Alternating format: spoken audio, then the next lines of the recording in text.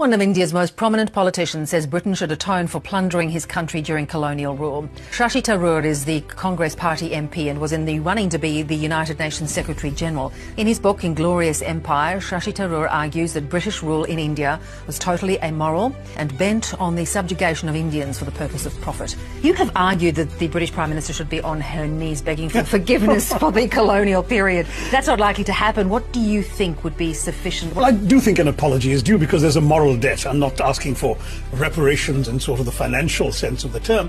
But, you know, Britain did come to one of the richest countries on earth, had over 200 years of depredation, exploitation, neglect, managed to reduce it to a poster child for third world poverty. When the British left in that first shambolic Brexit in 1947 with the partition of the subcontinent as a result of their divide and rule policy.